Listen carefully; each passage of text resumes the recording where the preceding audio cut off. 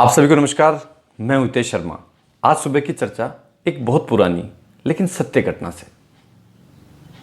1960 के दशक में साउथ कैलिफोर्निया, वहां पर एक बहुत बड़ी दुकान हुआ करती थी। उस दुकान में सिर्फ भारतीय संगीत में काम आने वाले वाद्य यंत्र मिला करते थे, जो अनमोल हुआ करते थे। उस दुकान के मालिक डेविड बर्नार्ड, उन्हें संगीत में गहरी रुचि थी। वो हमेशा भारतीय संगीत सुनने जाते थे।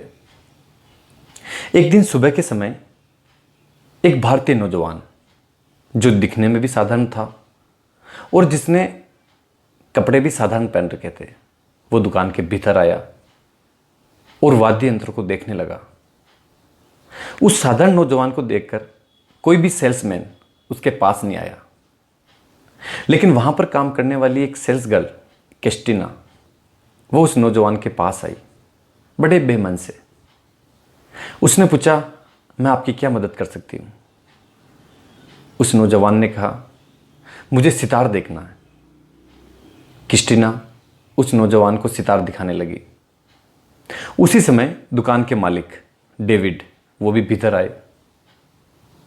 उस नौजवान ने कहा कि सामने जो अलमारी के ऊपर शोकेस में सितार रखा है, उसे वो देखना है। वो सितार उतारा गया। क्रिस्टीना ने कहा, यह बहुत शानदार सितार है, इसे बोस सितार कहते हैं, इसे हर कोई नहीं बजा सकता।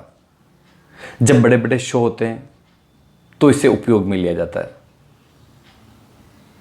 उस नौजवान ने क्रिस्टीना को कहा कि आपके यहां इसे बोस सितार कहते हैं, भारत में इसे सुरबहार कहते हैं, क्या मैं इसे बजा सकता हूं? दुकान के मालिक डेविड, उन्होंने उस युवक को इजाजत दी। वो युवक अपने घुटनों के ऊपर उस सितार को रखकर उसके तार ठीक किए, सुर देखा और एकदम सितार बजाने लगा। जैसे ही सितार बजना शुरू हुआ, वहां पर जितने भी लोग थे वो किसी दूसरे लोक में चले गए। उन्हें समय का कुछ होश ही नहीं रहा। कुछ समय बाद जब एकदम से सितार बजना बंद हुआ, तो उन लोगों को ये समझ नहीं आया कि ताली बजाएं या मौन रहें। दुकान के मालिक डेविड बड़े भावुक हो गए। उन्होंने कहा कि मैंने बहुत सारों को सुना है, यहां तक कि पंडित रविशंकर को मैं हमेशा सुनता हूं, लेकिन तुम उनसे भी अच्छा बजाते हो। मैं तुम्हारी क्या मदद कर सकता हूं?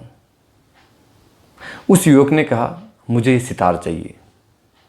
डेविड ने कहा, यह अनमोल है, मैं इसे बेच नहीं सकता, लेकिन तुम मेरी तरफ से इसे उपहार समझ के रख लो। तुम बहुत अच्छा बजाते हो, यह तुम्हारे लिए ही बना है।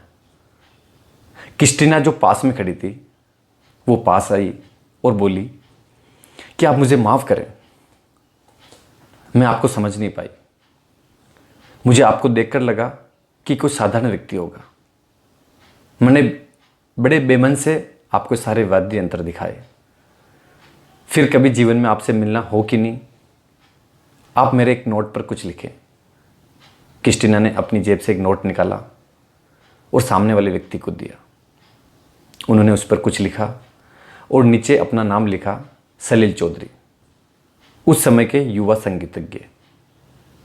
जो उन्होंने उस समय राग बजाई थी, वो राग खमास थी।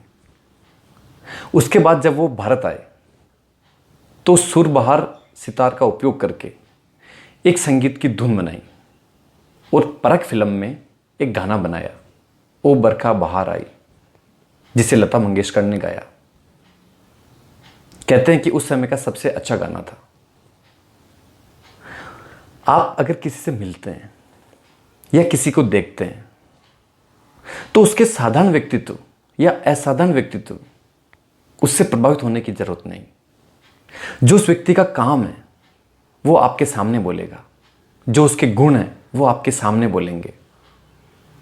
अगर आप में कोई ऐसी क्वालिटी है, आप कैसे भी दिखते हो, आप कैसे भी रहते हो, लेकिन जैसे ही आपका काम सामने आएगी, आपकी प्रतिभा सामने आएगी, आपके गुण सामने आएंगे, जो आप में श्रेष्ठ है, उससे लोग अपने आप प्रभावित हो जाएंगे। आपको बोलने की जरूरत नहीं। और इसी तरह अगर आप किसी से मिलते हैं या कोई आपके सामने आता है तो आप उसका व्यक्तित्व या उसकी वेशभूषा देखकर यह आकलन ना लगाएं कि वो अच्छा है या साधारण है, श्रेष्ठ है या कम है। क्योंकि कई बार जिनमें श्रेष्ठ गुण हैं, जो अच्छे हैं, जो महान हैं, वो साधारण रूप से रहते हैं। हो सकता है आप जिससे मिल रहे हैं वो दिखने में साधारण हो, उनका व्यक्तित्व साधारण हो, लेकिन उनके भीतर जो गुण हैं वो श्रेष्ठ हो सकते हैं। उससे वो व्यक्ति महान हो सकता है, असाधारण हो सकता है। इसीलिए स्वामी रामतीर्थ ने कहा कि व्यक्ति अपने गुणों से श्रेष्ठ बनता है। जो उसके अंदर प्रतिभा है वो दुनिया के सामने आए तो पता चलता है कि व्यक्ति साधारण है या असाधारण। इसलिए जीवन में दोनों बातों का ध्यान रखें। अपने गुणों से अपना परिचय दें और जिससे भी मिलें उसके गुण पहचानें, उससे उसका परिचय लें। आपने मुझे प्रेमपूर्वक सुना, उसके लिए धन्यवाद।